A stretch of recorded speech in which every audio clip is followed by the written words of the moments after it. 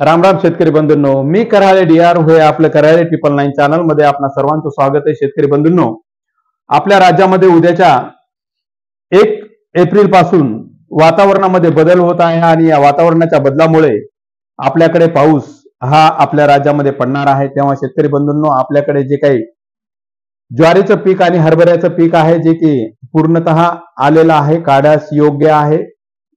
अशा उभ्या ज्वारीचंही नुकसान होऊ शकतं, तसंच हरभऱ्याचंही नुकसान होऊ शकतं। तेव्हा होईल तेवढं नियोजन करण्याचा प्रयत्न करावा व येणाऱ्या पावसापासून नुकसान टाळता येईल अशा पद्धतीचं नियोजन शेतकऱ्यांनी केलं तर ते फायद्याचं ठरेल।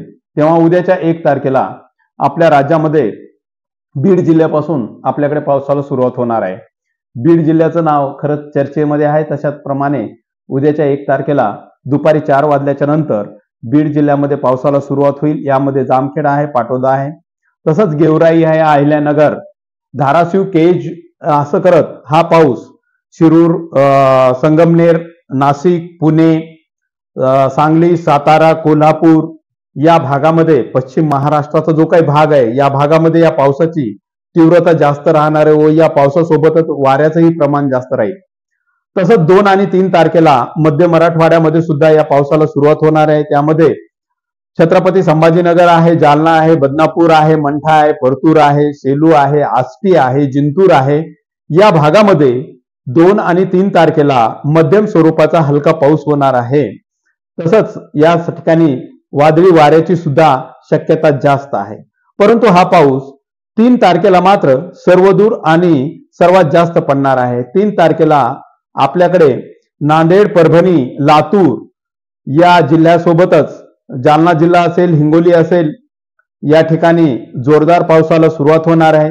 नांदेडचा जो काही भाग आहे, नांदेडमध्ये जास्तीत जास्त हा भोकरपर्यंत पाऊस पडणार आहे। भोकरच्या समोर मात्र जे काही शेतकरी असतील, हिमायतनगर आहे, किनवट आहे, या ठिकाणी हलकासा उगम मध्यम स्वरूपाचा पाऊस पडेल तुरळक प्रमाणामध्ये, पण दाट आणि जास्त पावसाची शक्यता नाहीये। हा पाऊस विदर्भामध्ये यवतमाळ, अमरावती या भागामध्ये सुद्धा पडणार आहे। तसंच मेहकर वगैरे या भागामध्ये 3 तारखेला पाऊस आहे। तसंच खानदेशचा जो काही भाग आहे, जसे की नंदुरबार आहे, धुळे आहे, मालेगाव आहे, जळगाव आहे, या भागामध्ये 3 तारखेला हा पाऊस चांगल्या जोराच्या वाऱ्यासोबत पडणार आहे।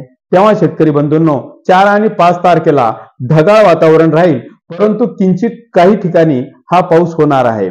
तसंच हा पाऊस 1 तारखेपासून तर 6 तारखेपर्यंत आपल्या भागामध्ये भाग बदलत हा पडणार आहे। तेव्हा शेतकरी बंधूंनो, उद्याच्या पावसापासून नुकसान होऊ नये याची दक्षता घ्यावी, कारण या पावसासोबतच वाऱ्याचा वेग जास्त राहणार आहे आणि लातूर आणि नांदेडच्या काही भागामध्ये गारा सुद्धा पडण्याची शक्यता आहे। त्यावेळेस शेतकरी बंधूंनो, हा संदेश मी इथपर्यंत संपवतो व हा संदेश इतर शेतकऱ्यांपर्यंत आपण आवर्जून पोहोचवा अशी अपेक्षा करतो। माझं चॅनल सबस्क्राईब केलं नसेल तर प्लीज सबस्क्राईब करा व इतर शेतकऱ्यांना आवर्जून शेअर करा।